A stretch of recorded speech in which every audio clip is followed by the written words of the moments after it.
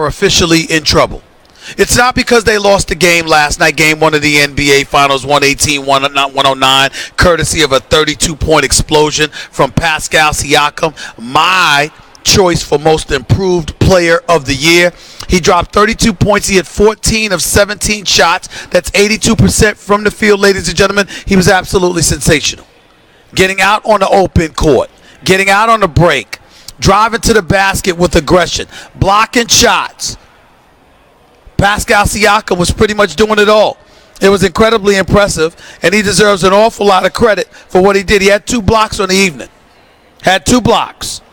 Hit 14 to 17 shots. 2 or 3 from three-point range as well. Had 5 rebounds. Only 2 turnovers. And did all of that in nearly 40 minutes. 39 minutes and 44 seconds to be exact. But guess what? Despite his performance, despite that of Marc Gasol, who tripped in 20 points, despite Fred VanVleet coming off the bench to score 15 points, despite Kawhi Leonard looking as if he was on one leg, for crying out loud, still dropping 23 for the game, that's not the reason the Golden State Warriors are in trouble. The Golden State Warriors are in trouble because Andre Iguodala is not healthy.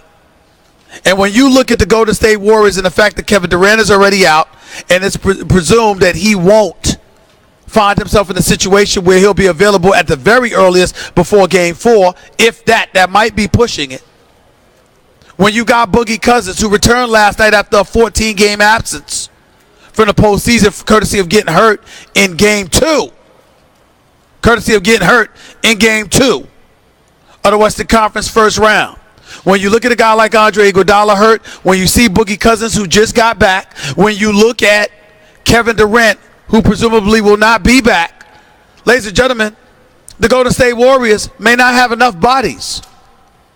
Kevon Looney, Quinn Cook, Alfonso McKenzie, people like that. I get Jerebko. I guess you can look for those guys to try and step up and make a contribution. But let's call it what it is. Against this Toronto Raptors team, filled with young thoroughbreds who don't mind getting physical, who have no problem running you up and down the floor, the reality is clear.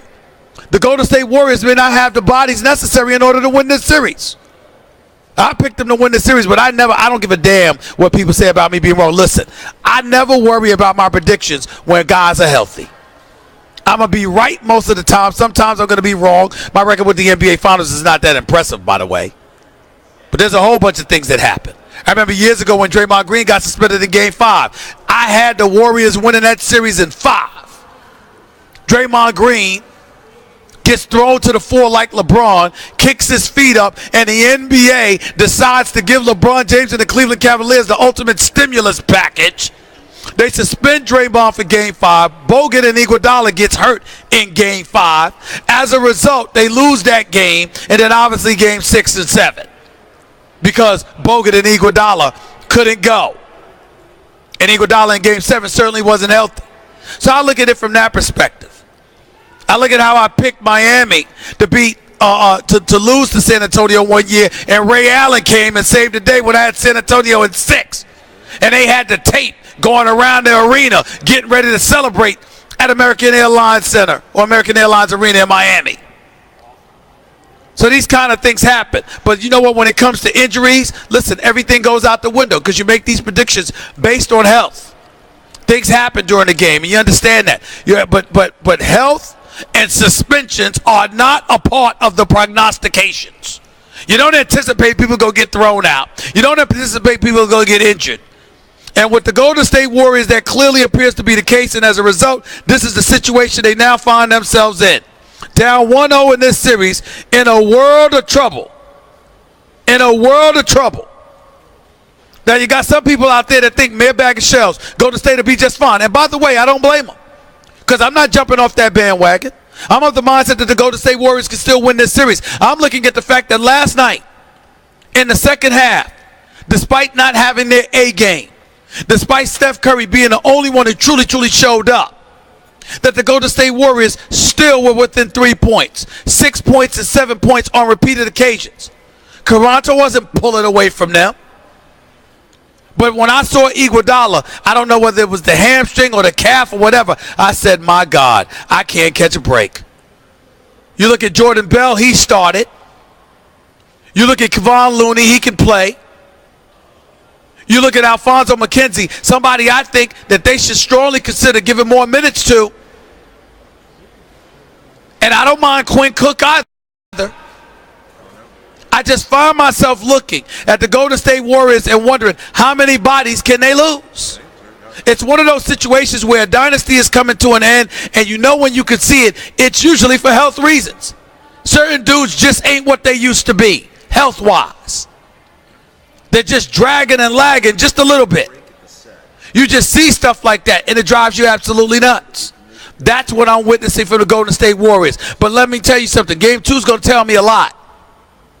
Game 2 is going to tell me a lot. Andre Iguodala went up for a regular jump hook and scored over Kawhi, over Gasol, and then came up holding that left leg and slapping his hands because we know what that's about. I'm hopeful it was a cramp, but I don't think that's what it was. I think he knows.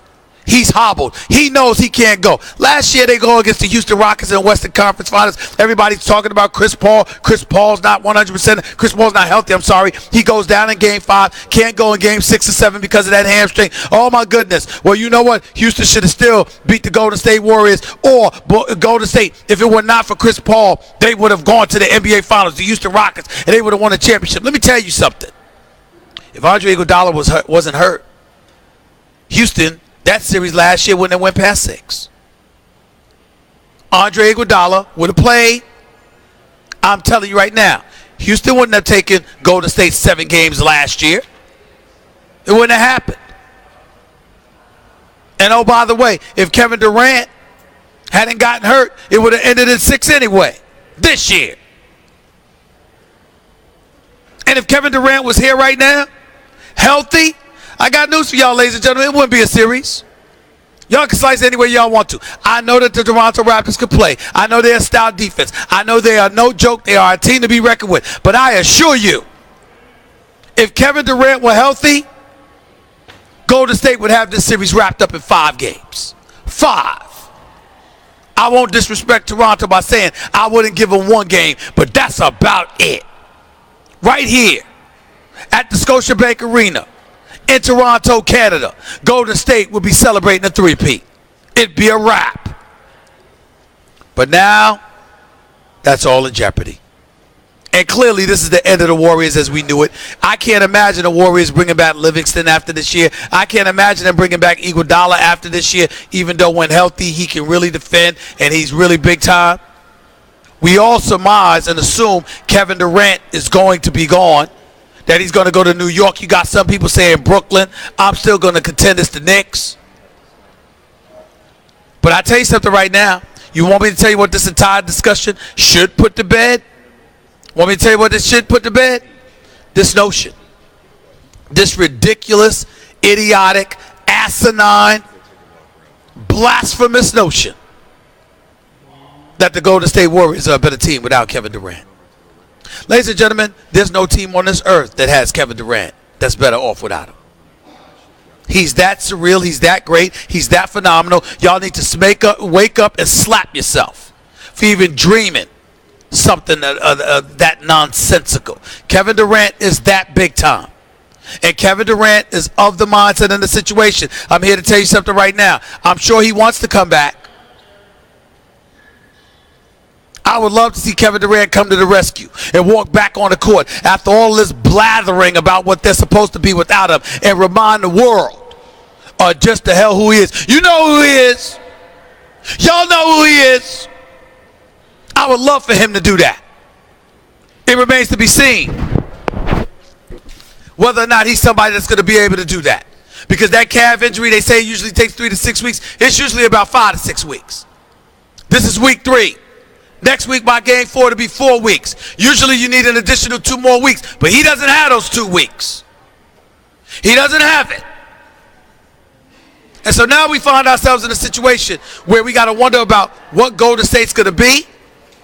We got to wonder whether or not there's going to be an elevated level of appreciation for him now that they're going to struggle without him, assuming they do. You never know what kind of impact that could have on Kevin Durant's psyche. His willingness to stay because the appreciation will be undeniable. All of those things are things to be considered. Now, you know me. I'm unapologetic about what my hope and dreams are. I want the man to come to New York City. I don't want them to lose him by any stretch of the imagination. He's everything. And I'm here to tell you right now,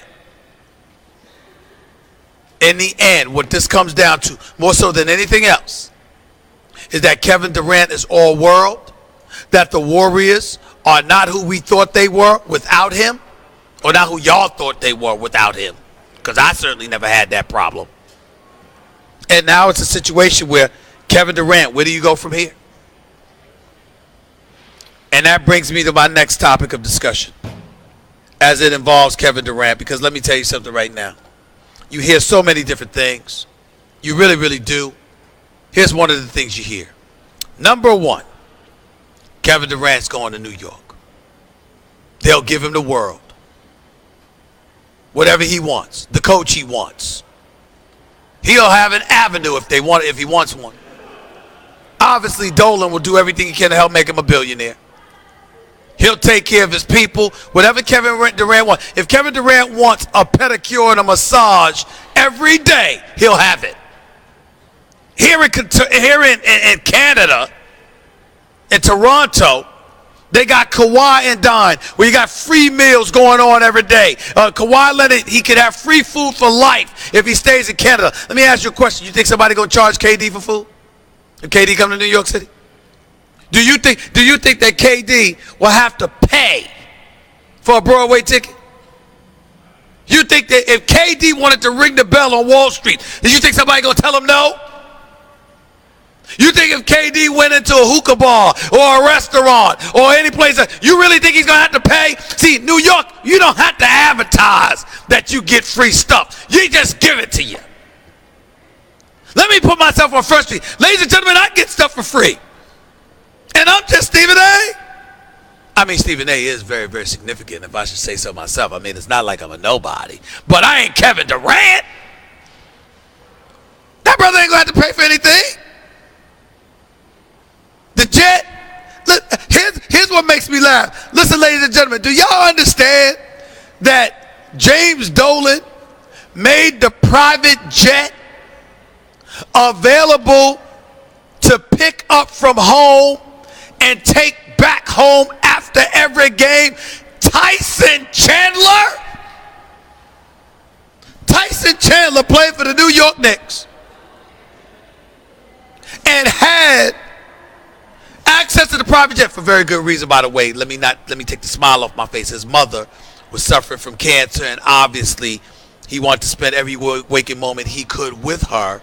And James Dolan was kind enough, because he does have that in his history. He's actually a very kind man to a lot of people. And he had the jet take Tyson Chandler, pick Tyson Chandler up from his mama's home in L.A., take him to a game on game nights to play, and then take him right back to his mama in L.A. for an entire season.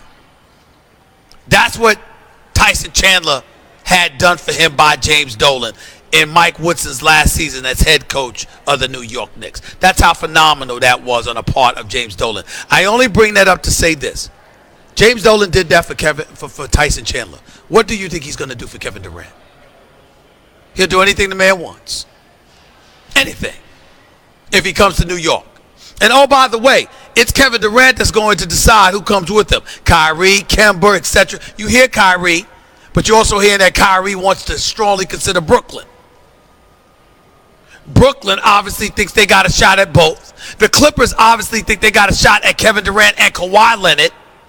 LeBron and the Lakers are trying to get their hands on a Kawhi or a Kyrie, with a third wheel potentially being a Jimmy Butler if those first two options fall through.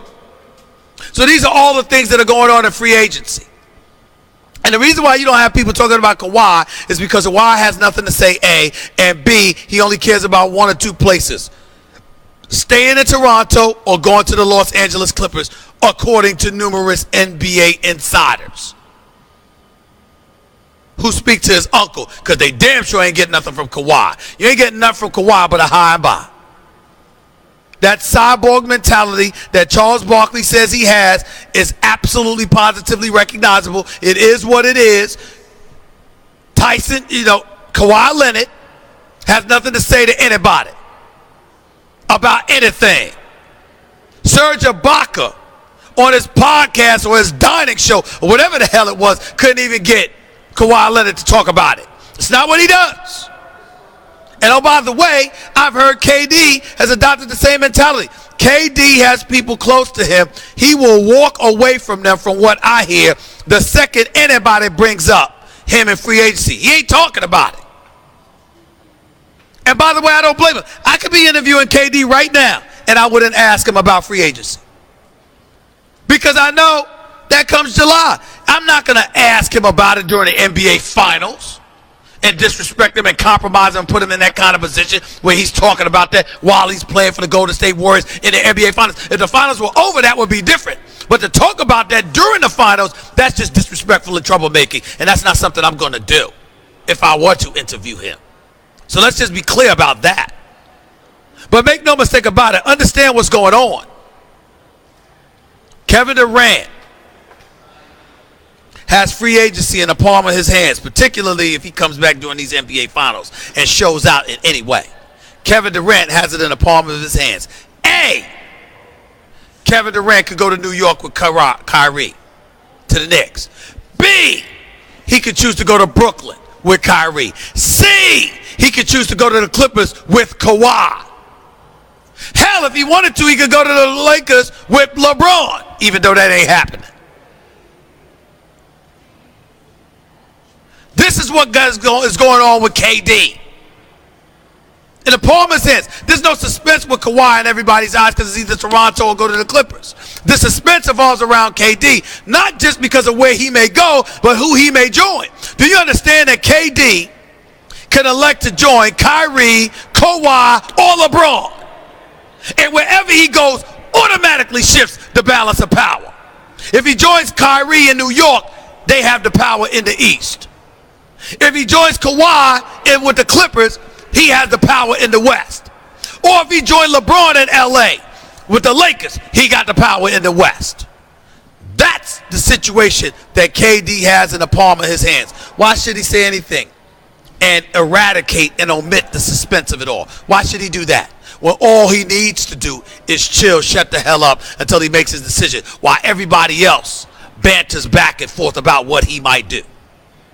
I don't blame him one bit. Not one single bit. The more headlines he grabs, the more attention he grabs, the more he's able to monetize that to his profitability. I can't hate on that, ladies and gentlemen. Not one bit.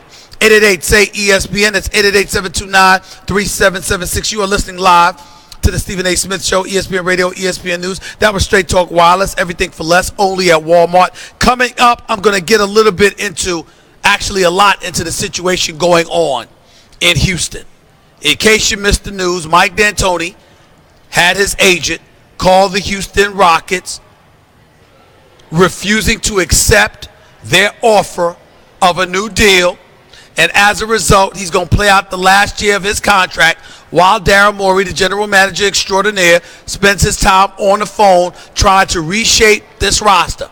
Apparently, change is a-coming to H-Town, Houston.